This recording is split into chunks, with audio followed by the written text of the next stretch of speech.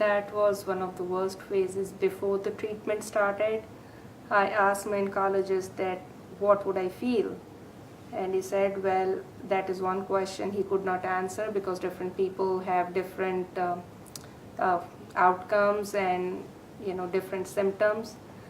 So I was so scared of that, losing hair and vomiting and throwing up and not able to move and just lying in bed the whole time, that we decided to send our daughter to my aunt's place because I just didn't have courage to take care of it. She was a kind of a kid at that time. So I said, okay, let's pack our bags and send her. At least I won't have the stress of taking care of my child. But then my doctor suggested that during this kind of a disease or treatment, it's better to feel as normal as possible so that you don't feel sick. The main idea is to feel that you're fine and you're not sick. So I was kind of little bit hesitant in the beginning, but I said, okay, let me just stick to what my doctors are suggesting, and we decided to keep our daughter with us.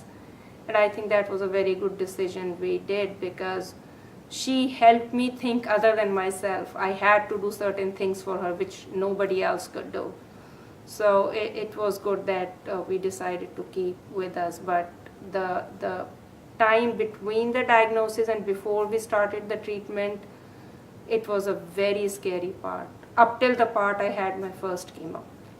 Once my first cycle was done, I learned a lot from my first cycle because I didn't know what to do, how to eat, when to rest, how much to eat. So the kind of medications they were giving me, I was hogging food. In some way it was good, at least I was getting the nutrition, but I felt like throwing up because I was eating so much right in the middle of the night, and a lot in one serving. So next time when I had a chemo, I learned that, okay, eat frequently, but eat small portions. And during my 6 cycles, every time I learned something new from my previous one.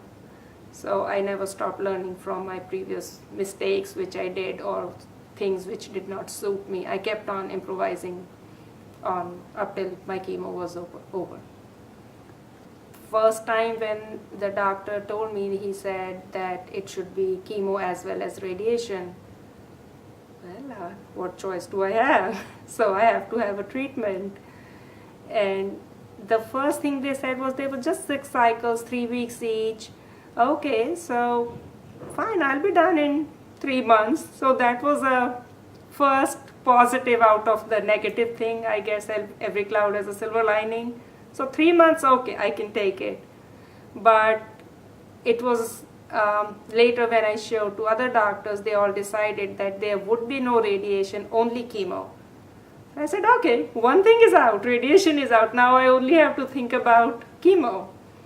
And again, I would say, I would give all that credit to my husband who said, just don't think it to be a medication, think it to be your life savior.